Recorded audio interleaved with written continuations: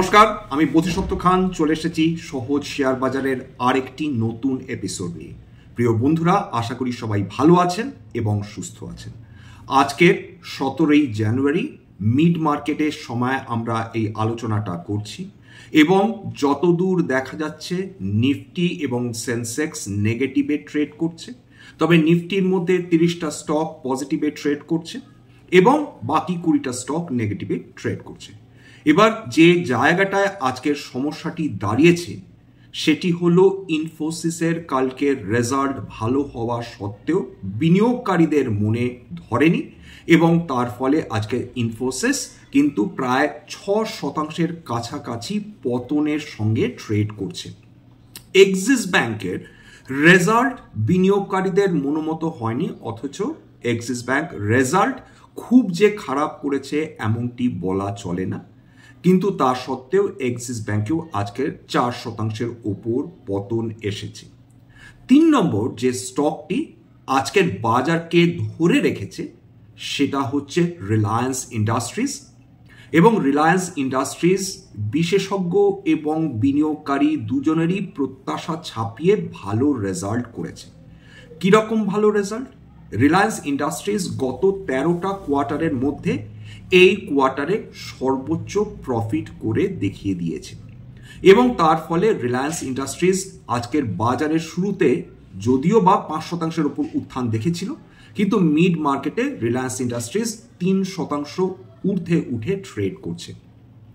এবং এই জায়গাটায় আজকের আমরা প্রথম অংশটায় রিলায়েন্স ইন্ডাস্ট্রিজের রেজাল্টটা নিয়ে আলোচনা করব এবং বোঝার চেষ্টা করব যে রিলায়েন্স ইন্ডাস্ট্রিজ কি কারণে বৃদ্ধি পেয়েছে এবং রিলায়েন্স ইন্ডাস্ট্রিজের যে বিভিন্ন ভার্টিকালসগুলো রয়েছে সেই ভার্টিকালসগুলো কিরম পারফর্ম করেছে, অর্থাৎ মেজর ভার্টিকালস বলতে অয়েল টু কেমিক্যালস, 2 নম্বর রিটেল বিজনেস এবং 3 নম্বর জিও প্ল্যাটফর্ম, তাদের ইনফরমেশন টেকনোলজি এবং টেলিকম বিজনেস। এই 3টে রিলায়েন্স ইন্ডাস্ট্রিজের মেজর ভার্টিকালস। কিন্তু রিলায়েন্সের এছাড়া বহুবিধ ব্যবসা রয়েছে, তার মধ্যে অবশ্যই মিডিয়া রয়েছে, এন্টারটেনমেন্ট রয়েছে এবং তার সঙ্গে যেটা এখনো পুরোপুরি আলোচনায় আসছে না সেটা হচ্ছে রিনিউয়েবল এনার্জি। বিশেষজ্ঞরা মনে করছেন যে যেভাবে রিলায়েন্স রিটেল এবং রিলায়েন্স জিও প্ল্যাটফর্ম এই দুটোরই ভ্যালুয়েশন প্রায় 9 লক্ষ কোটি টাকা থেকে 10 লক্ষ কোটি টাকার কাছাকাছি পৌঁছেছে, যখন রিলায়েন্সের রিনিউয়েবল এনার্জি ফুললি ফাংশনাল হয়ে উঠবে, অর্থাৎ পাওয়ার বা এনার্জি জেনারেট করা শুরু করবে, সেই সময় রিলায়েন্সের রিনিউয়েবল এনার্জিরও কিন্তু রিলায়েন্স রিটেল এবং রিলায়েন্স জিও প্ল্যাটফর্মের মতন শক্তিশালী হয়ে ওঠার ক্ষমতা রয়েছে। এমনকি রিলায়েন্স ইন্ডাস্ট্রিজের যিনি কর্ণধার শ্রী মুকেশ আম্বানি, তিনি কিন্তু তাদের অ্যানুয়াল জেনারেল মিটিংয়ে বলেছিলেন যে রিনিউয়েবল এনার্জি বা রিলায়েন্স নিউ এনার্জির অয়েল টু গ্যাস সেগমেন্টের থেকেও বেশি প্রফিট জেনারেট করার ক্ষমতা রাখে এবং ভবিষ্যতে সেটাই হয়ে দাঁড়াবে। এছাড়া আরেকটি ছোট সেগমেন্ট, সেটা হচ্ছে অয়েল অ্যান্ড গ্যাস। সেখানে রিলায়েন্সের খুব সিগনিফিকেন্ট তারা রেভিনিউ জেনারেট করে না বা খুব একটা বেশি প্রফিট জেনারেট করে না, যদিও সেটা রিলায়েন্স যখন তার রেজাল্ট প্রকাশ করে তার সঙ্গে কিন্তু সেটা পাবলিশড হয়। কিন্তু আসুন দেখে নেওয়া যাক বিভিন্ন ভার্টিকালসগুলো আলোচনা করে যে রিলায়েন্স ইন্ডাস্ট্রিজ এক্স্যাক্টলি কি ধরনের পারফরমেন্স করে দেখিয়েছে। প্রথম কথা হচ্ছে যে রিলায়েন্স ইন্ডাস্ট্রিজ ডিসেম্বর 2024 কোয়ার্টারে 21,930 কোটি টাকার প্রফিট জেনারেট করেছে এবং 2023-এর ডিসেম্বর যে কোয়ার্টার ছিল সেখানে প্রফিট ছিল 19,641 কোটি টাকা, অর্থাৎ তাদের ইয়ার অন ইয়ার প্রফিট প্রায় 11.5% বেশি বৃদ্ধি পেয়েছে। এছাড়া রিলায়েন্সের যে কনসলিডেটেড প্রফিট সেপ্টেম্বর 2024-এ ছিল সেটা দাঁড়িয়েছে 19,323 কোটি টাকা বা ছিল 19,323 কোটি টাকা। তার মানে যেটা দাঁড়াচ্ছে যে Reliance industries quarter on quarter profit improve করেছে, Reliance industries year on year profit improve করেছে এবং বিভিন্ন ভার্টিকালসে তাদের প্রফিট তারা ইমপ্রুভ করেছে। এইবার রিলায়েন্সের রিটেলের নেট প্রফিট আমরা দেখে নিই। রিলায়েন্সের নেট প্রফিট দাঁড়িয়েছে 3,145 কোটি টাকায়, যেটা গত বছরের সমতুল্য কোয়ার্টারের তুলনায় 10% বেশি বৃদ্ধি পেয়েছে। এছাড়া রিলায়েন্স রিটেলের রেভিনিউ সেটাও বৃদ্ধি পেয়েছে 8.8% এবং সেটা বর্তমানে দাঁড়িয়েছে 90,333 কোটি টাকা, যেটা 18.4% বৃদ্ধি quarter on quarter. Reliance retail জানিয়েছে যে তাদের যে দুটো ব্র্যান্ড যেটা তারা অ্যাকোয়ার করেছে সেই দুটি ব্র্যান্ড, অর্থাৎ একটি ক্যাম্পা কোলা এবং ইন্ডিপেন্ডেন্স 2 নম্বর, এই দুটি ব্র্যান্ডের ক্ষমতা রয়েছে ফিসকাল ইয়ার 2025-এ প্রত্যেকটিতে 1,000 কোটি টাকা করে রেভিনিউ জেনারেট করা, যেটা অবশ্যই একটা ভীষণ সিগনিফিক্যান্ট রেভিনিউ জেনারেশন। সুতরাং এত কম সময়ের মধ্যে এই দুটি ব্র্যান্ড এই ক্লেম করছে যে তারা 1,000 কোটি টাকা অবধি রেভিনিউ জেনারেট করতে পারে, সেটা কিন্তু যথেষ্ট ক্রেডিটের বিষয় হবে যদি সত্যি তারা পুরো ফিসকাল ইয়ার 2025-এর জন্য 1,000 অর্থাৎ 2,000 কোটি টাকা তারা রেভিনিউ জেনারেট করতে পারে। এরপর চলে আসি হচ্ছে রিলায়েন্স জিও, অর্থাৎ জিও প্ল্যাটফর্মের কথা বলছি।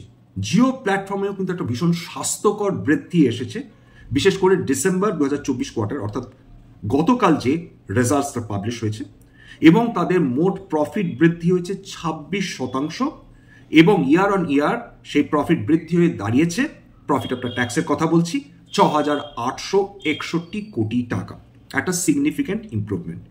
জিও প্ল্যাটফর্মের রেভিনিউ বৃদ্ধি হয়েছে 19.2% ইয়ার অন ইয়ার এবং রেভিনিউ দাঁড়িয়েছে 38,750 কোটি টাকা। এই প্রসঙ্গে বলে নেওয়ার প্রয়োজন রয়েছে যে দেখুন, জিও যখন তাদের রেভিনিউ বৃদ্ধি করেছিল তখন মানুষ ক্ষোভে ফেটে পড়েছিলেন এবং বহু মানুষ, লক্ষাধিক কয়েক মিলিয়ন মানুষ তারা রিলায়েন্স জিও ছেড়ে হয় বিএসএনএল বা অন্যান্য টেলিকম সার্ভিসগুলোর সেখানে কিন্তু তারা তাদের চলে গিয়েছিলেন বা নিজেদের ট্রান্সফার করিয়ে নিয়েছিলেন। কিন্তু তা সত্ত্বেও রিলায়েন্স জিও যে পারফরমেন্স করে দেখিয়েছে সেইটা কিন্তু বিশেষজ্ঞদের মধ্যে এবং বিনিয়োগকারীদের মধ্যে যথেষ্ট বিস্ময় সৃষ্টি করেছে। এবার দেখে নিচ্ছে রিলায়েন্স জিও তাদের যে এই যে রেভিনিউ বৃদ্ধি হয়েছে সেটা ভবিষ্যতেও কিন্তু আরো রেভিনিউ বৃদ্ধি হওয়ার সম্ভাবনা রয়েছে। এটা রিলায়েন্স জিওর যারা ম্যানেজমেন্টে রয়েছেন তারা এরকম দাবি করছেন যে এই বছরটা নানা ধরনের প্রতিবন্ধকতা সত্ত্বেও যদি তারা এই ধরনের প্রফিটেবিলিটি বা রেভিনিউ ইনক্রিজ করতে পারেন বা এআরপিউ ইনক্রিজ করতে পারেন, সেক্ষেত্রে ভবিষ্যতে তাদের যথেষ্ট তারা কনফিডেন্ট যে এআরপিউ তারা ডেফিনেটলি আরো বৃদ্ধি করতে পারবেন, রেভিনিউ প্রতি পার কাস্টমার আরো বৃদ্ধি করতে পারবেন এবং সেক্ষেত্রে রিলায়েন্স রিটেল আরো বেশি প্রফিটেবল হওয়ার সম্ভাবনা রয়েছে। এবার চলে আসি oil two chemical sector, third vertical এবং সবচেয়ে বড় ভার্টিক্যাল, সবচেয়ে বেশি প্রফিটেবল ভার্টিক্যাল হচ্ছে অয়েল টু কেমিক্যালস বিজনেস। সেই অয়েল টু কেমিক্যাল বিজনেস সত্যি সত্যি সমস্ত বিশেষজ্ঞদের মাত করে দিয়েছে। বিশেষজ্ঞরা ভাবতে পারেননি যে অয়েল টু কেমিক্যালস যে গত কয়েক মাস ধরে যেভাবে ক্রুড অয়েলের দামে যে ধরনের আমরা ভোলেটিলিটি দেখেছিলাম, তা সত্ত্বেও তারা একটা হেলদি প্রফিট জেনারেট করেছে, হেলদি রেভিনিউ জেনারেট করেছে, এটা ডেফিনেটলি সবাই বিস্মিত হয়েছে অন দ্য পজিটিভ সাইড। এইবার অয়েল টু কেমিক্যালসের বিজনেস রেভিনিউ তারা ইয়ার অন ইয়ার 6% বৃদ্ধি করেছেন এবং 1,49,000 কোটি টাকা রেভিনিউ জেনারেট করেছেন। কিন্তু যে কারণে রিলায়েন্স ইন্ডাস্ট্রিজের ফিসকাল ইয়ার 2024 সেই কোয়ার্টার 3 ফিসকাল ইয়ার 2024-এ রিলায়েন্স ইন্ডাস্ট্রিজ আপনারা যদি মনে করে দেখেন যে তারা কয়েকদিনের ধরে বা কয়েকদিনের জন্য জামনগর রিফাইনারি তারা বন্ধ করে রেখেছিলেন, 1 ইন্সপেকশনের জন্য এবং 2 মেইনটেনেন্সের জন্য, এবং তাদের মেজর ইউনিটসগুলো বন্ধ ছিল সেই সময়, যার ফলে একটা লোয়ার এবিটা অর্থাৎ earnings before tax, interest, depreciation এবং অ্যামর্টাইজেশন। এবার চলে আসি হচ্ছে যে রিলায়েন্সের রিনিউয়েবল এনার্জি বিজনেস নিয়ে। দুর্ভাগ্যবশত এখনো অবধি রিলায়েন্স ইন্ডাস্ট্রিজ তাদের রিনিউয়েবল বিজনেস নিয়ে খুব বেশি ইনফরমেশন বিনিয়োগকারীদের যে দিচ্ছেন তা নয়, বা বিভিন্ন নিউজ মিডিয়ার মাধ্যমে কিন্তু এখনো রিলায়েন্স রিনিউয়েবল এনার্জি সম্বন্ধে কোনো ইউফোরিক মুভমেন্ট আসছে না, বা এখনো এমন কোনো সংবাদ নেই যেখান থেকে আমরা শুনতে পাবো যে রিনিউয়েবল এনার্জি তারা প্রফিট জেনারেট করা শুরু করেছে। রিলায়েন্সের নিউ রিনিউয়েবল এনার্জির ব্যবসা সম্বন্ধে যাদের কৌতূহল রয়েছে তাদের বলে রাখা ভালো যে রিলায়েন্স ইন্ডাস্ট্রিজ কিন্তু বেশ কয়েকটা গিগা ফ্যাক্টরি গুজরাটে তৈরি করছে, যেখানে কিন্তু অবশ্যই সোলার প্যানেলস তৈরি হবে, মডিউলস তৈরি হবে, গ্রিন হাইড্রোজেনের জন্য তারা ডেফিনেটলি তারা হিউজ ক্যাপেক্স করছেন। এই সমস্ত কিছু তাদের রেভিনিউ স্ট্রিমকে আরো বেশি উদ্বুদ্ধ করবে, ইনক্রিজ করবে, প্রফিটেবিলিটিকে ইনক্রিজ করবে। ওভারঅল কোম্পানি প্রফিটেবিলিটি বা রেভিনিউ জেনারেশন দুটোই বৃদ্ধি পাওয়ার, সিগনিফিকেন্টলি বৃদ্ধি পাওয়ার সম্ভাবনা রয়েছে সামনের কয়েক বছর। এটা তাদের কর্তৃপক্ষর দাবি বা বক্তব্য। এবার চলে আসি হচ্ছে রিলায়েন্সের ডেট। রিলায়েন্সের ডেট সেই অর্থে যদি খোলা চোখে দেখতে হয় is a matter of concern, অনেকে মনে করছেন, কিন্তু রিলায়েন্সের ডেট টু ইকুইটি রেশিও সেই অর্থে মারাত্মক চিন্তার কোনো কিন্তু কারণ এখনো অবধি দেখাচ্ছে না। রিলায়েন্সের নেট ডেট ঋণ যেটা সেটা দাঁড়িয়েছে 1,15,000 কোটি টাকা। যদি কনসলিডেটেড গ্রস ডেট দেখি সেটা অনেকটাই, প্রায় 3.5 লক্ষ কোটি টাকা তাদের কিন্তু gross debt, consolidated gross debt. এবং তবে তাদের নেট ডেট টু এবিটা সেটাও কন্ট্রোলের মধ্যে রয়েছে। নেট ডেট টু এবিটা হচ্ছে 0.6, অর্থাৎ সেটা রিজনেবল লেভেলে রয়েছে। এবং সবচেয়ে বড় যেটা ব্যাপার যে কারণে একটা কোম্পানি এগোয় সেটা হচ্ছে তার ক্যাপিটাল এক্সপেন্ডিচার। রিলায়েন্সের এখনো অবধি এই কোয়ার্টারে ক্যাপিটাল এক্সপেন্ডিচার ছিল 32,259 কোটি টাকা। সেটা অবশ্যই বোঝাচ্ছে যে রিলায়েন্স তাদের কোনোভাবে বিজনেস তাদের এক্সপ্যানশন বদ্ধ করেনি, রীতিমতন তারা ক্যাপেক্স অর্থাৎ ক্যাপিটাল এক্সপেন্ডিচার করে চলেছেন এবং সেটার ভবিষ্যতে ডেফিনেটলি বিনিয়োগকারীরা তার সুফল পেলেও পেতে পারেন। সুফল পাবেনি এরকম তো ডেফিনেটলি কোনো গ্যারান্টি দিয়ে বলা চলে না, কিন্তু তারা যেভাবে ক্যাপেক্স করছেন তাতে বোঝা যাচ্ছে যে রিলায়েন্স ইন্ডাস্ট্রিজ তাদের বিজনেস এক্সপ্যানশনের জন্য উৎসাহী। ওভারঅল রিলায়েন্স ইন্ডাস্ট্রি সম্বন্ধে যদি বলতে হয় একটা স্যাটিসফ্যাক্টরি কোয়ার্টার বলা চলে, বিশেষ করে রিলায়েন্স ইন্ডাস্ট্রিজের জন্য। অনেকটাই চিন্তা বিশেষজ্ঞদের জন্য বা বিনিয়োগকারীদের জন্য দূর হয়েছে তাদের এই ভালো পারফরমেন্সের জন্য। এবং আবার রিট্রেট করছি, গত 13টা কোয়ার্টারের মধ্যে সবচেয়ে ভালো পারফরমেন্স রিলায়েন্স ইন্ডাস্ট্রিজ ডিসেম্বর 2024 কোয়ার্টারে করে দেখিয়েছে। প্রচুর প্রশ্ন ছিল, প্রচুর। তার মধ্যে ডেফিনেটলি এই প্রশ্নগুলো ছিল যে এই ভোলেটিলিটির জন্য তাদের অয়েল টু কেমিক্যাল সেগমেন্টে ক্ষতি হবে কিনা। 2 নম্বর হচ্ছে রিলায়েন্স রিটেলের সেই অর্থে কুইক কমার্স যে ডেলিভারি কোম্পানিজগুলো রয়েছে তারা মারাত্মক তাদের ক্ষেত্রে কম্পিটিশন সৃষ্টি করবে কিনা বা তাদের মার্কেট শেয়ার খেয়ে নেবে কিনা। রিলায়েন্স রিটেলের বড় বড় কম্পিটিটার্সদের মধ্যে ডেফিনেটলি টাটা গ্রুপ রয়েছে, অ্যামাজন রয়েছে, ফ্লিপকার্ট রয়েছে, কুইক সার্ভিস ডেলিভারিজগুলো চলে আসছে, ব্লিঙ্কিট রয়েছে এবং কুইক কমার্স ডেলিভারিজ যেগুলো। সুতরাং তাদের সঙ্গে লড়াই করতে পারবে কিনা এটা নিয়েও একটা প্রশ্ন ছিল। সেই জায়গাটাও রিলায়েন্স ইন্ডাস্ট্রিজ বিনিয়োগকারীদের স্বস্তি দিয়েছেন এটা বলা যেতে পারে।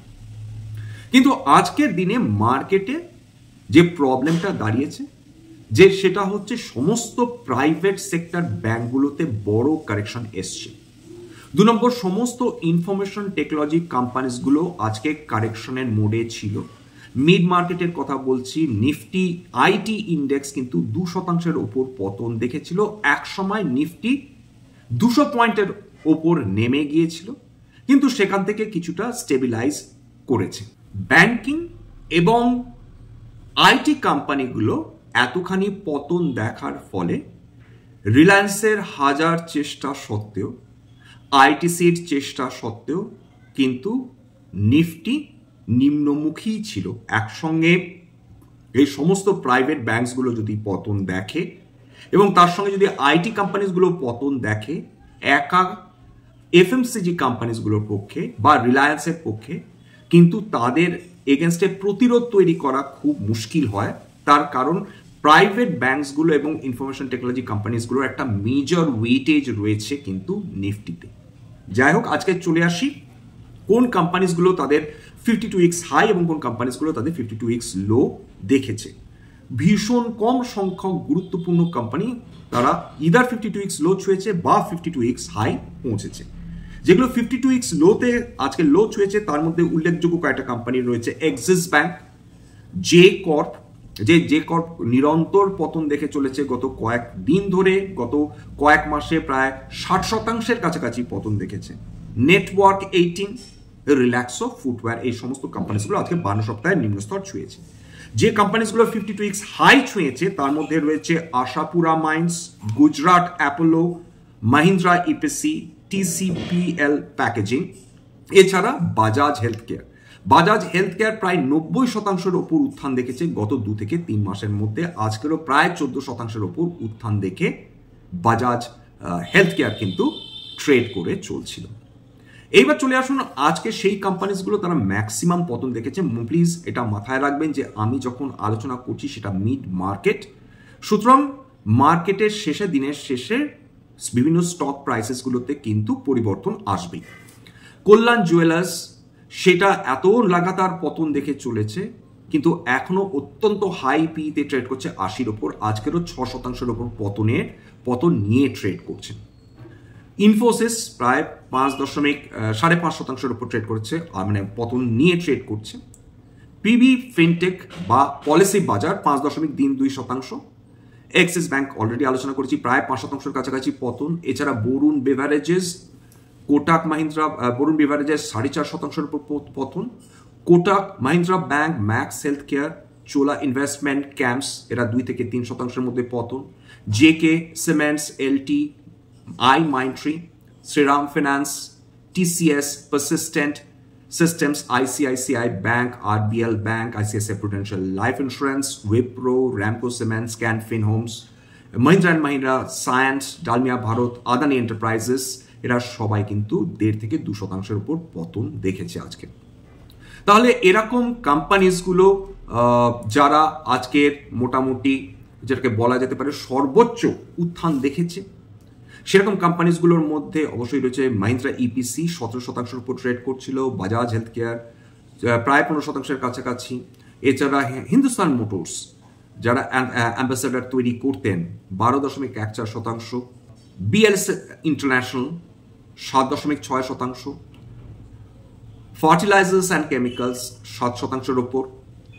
কিনোট ফিন্যান্স 6%-এর ওপর। ভারত ডায়নামিক্স, ইন্টারেস্টিং, প্রায় 6%-এর ওপর উত্থান। GSPL 5.5%-এর উপর উত্থান। রিকো অটো 5%-এর উপর উত্থান প্রভৃতি। অর্থাৎ এই স্টকসগুলো আজকে সবচেয়ে বেশি উত্থান দেখেছে। ওভারঅল আজকের মার্কেটে যে মুডটা দাঁড়িয়েছে সেটা হচ্ছে রেজাল্টস ভালো করলে বিনিয়োগকারীরা সেই কোম্পানিকে পুরস্কৃত করবেন এবং রেজাল্টস খারাপ করলে সেই কোম্পানিগুলো যারা খারাপ রেজাল্টস করছে তারা তিরস্কৃত হবে। ACL টেক তারা শাস্তি পেয়ে তিরস্কৃত হয়েছিল। তারপর ইনফোসিস, এক্সিস ব্যাংক, এই সমস্ত কিন্তু আজকে কারেকশনস এসছে। আজকের হয়তো বিকেলের দিকে জিও ফিনান্সিয়ালসের রেজাল্ট পাবলিশড হবে, সেইখানে আমাদের দেখতে হবে যে জিও ফিনান্সিয়াল সত্যি সত্যি তাদের প্রফিট জেনারেট করা শুরু করেছে না কেবলমাত্র আদার ইনকামই এখন তার প্রফিট হয়ে দাঁড়িয়েছে। যদি জিও ফিনান্সিয়াল তার প্রফিটেবিলিটি ইনক্রিজ করতে পারে বা বোঝাতে পারে যে তারা ব্যবসাতে কেবলমাত্র পদার্পণ করেছে তেমনটি নয়, তার সঙ্গে তারা রেভিনিউ এবং প্রফিট জেনারেট করতেও শুরু করেছে, সেক্ষেত্রে বিনিয়োগকারীরা ডেফিনেটলি খুব খুশি হবে। ওভারঅল আজকের মার্কেটের মেজাজ খুব একটা ডেফিনেটলি ভালো ছিল না, কিন্তু সেটা কেবল স্টক স্পেসিফিক। ইন্ডেক্সগুলোতে যে পতন এসেছে সেখানে সেই কোম্পানিজগুলো ভালো করছে যাদের কোয়ার্টারলি রেজাল্টস আস্তে আস্তে আসছে, ভালো করছে এবং তার জন্য উত্থান হচ্ছে। যে স্টকসগুলো সেই অর্থে বিনিয়োগকারীদের মন রাখতে পারছে না সেই স্টকসগুলোতে পতন দেখছে এবং সম্ভবত বাজেট অবধি এমনটিই চলবে যে কোম্পানিজগুলো হয়তো ভালো রেজাল্টস করবে, তাদের জন্য বিনিয়োগকারীদের মন ভালো হয়ে যাবে। যে স্টকসগুলো ভালো করতে পারবে না কোয়ার্টারলি রেজাল্টসের দিক থেকে, তাদের সম্বন্ধে বিনিয়োগকারীদের হয়তো বা একটা মোহভঙ্গ হতে পারে। যাই হোক, আজকের এত পর্যন্তই, এখানেই শেষ করব। সবাই ভালো থাকবেন, সুস্থ থাকবেন। যখন ভালো ভালো কোম্পানিজ বা মেজর কোম্পানিজগুলোর রেজাল্টস আসবে আমরা তাদেরকে নিয়ে আলোচনা করার চেষ্টা করব, বুঝবো ফান্ডামেন্টালি কোম্পানিজগুলো কেমন, তাদের কোয়ার্টারলি রেজাল্টস কিরকম হচ্ছে, সেই সমস্ত কিন্তু আমরা আলোচনার মধ্যে রাখার চেষ্টা করবো। হ্যাঁ, সমস্ত কোম্পানিকে নিয়ে আলোচনা করা ডেফিনেটলি সম্ভব নয়, সেটা হয়তো লাইভ সেশন যখন করবো তখন আলোচনার মধ্যে থাকবে। স্ট্যান্ডার্ড ডিসক্লোজার যে কোম্পানিজগুলো নিয়ে আলোচনা করলাম, হতে পারে তার মধ্যে বেশ কয়েকটা কোম্পানিতে আমার বা আমার পরিবারের বিনিয়োগ থাকলেও থাকতে পারে এবং ভবিষ্যতে যদি আমরা নতুন করে কিনি বা বিনিয়োগ করি তাহলে কিন্তু আগাম বিজ্ঞপ্তি দিয়ে কিনতে বা বিক্রি করতে পারবো না। এবং স্ট্যান্ডার্ড ডিসক্লেমার হচ্ছে যে এটা কেবলমাত্র একটা এডুকেশনাল চ্যানেল, বাঙালি ভাই বোনদের এডুকেশনাল অ্যাওয়ারনেস বৃদ্ধির জন্য এই ধরনের এপিসোডস করা। এখানে কোনো ধরনের কোনো শেয়ারের buy sell recommendation, suggestion, advice বা ইনফ্লুয়েন্স করা হয় না। আমার কথা শুনে যদি কোনো কোম্পানির ব্যাপারে আপনারা বাই সেলের সিদ্ধান্ত নেন সেক্ষেত্রে আপনারা ক্ষতির মুখোমুখি হতে পারেন। সুতরাং সবসময় একজন সেবি রেজিস্টার্ড ইনভেস্টমেন্ট অ্যাডভাইজারের পরামর্শ নেওয়ার চেষ্টা করবেন। সেক্ষেত্রে আপনারা উপকৃত হলেও হতে পারেন অথবা নিজের ডিউ ডিলিজেন্স করবেন। সবার শেষে যেটা বলে থাকি, যদি এই ধরনের এপিসোডস সত্যি মনে হয় আমাদের বাঙালি ভাই বোনদের কাজে লাগবে, দয়া করে নিজের গ্রুপে শেয়ার করে দেবেন। এবং যদি সত্যি মনে হয় যে এই ধরনের এপিসোডস আপনাদের আক্ষরিক অর্থেই কাজে লাগছে, একটা লাইক কি আপনাদের পক্ষে দেওয়া সম্ভব হবে না? অথবা একবারের জন্য কি মনে হবে না যে এই চ্যানেলটা সাবস্ক্রাইব করে দেখি? আজকে এত পর্যন্ত, নমস্কার।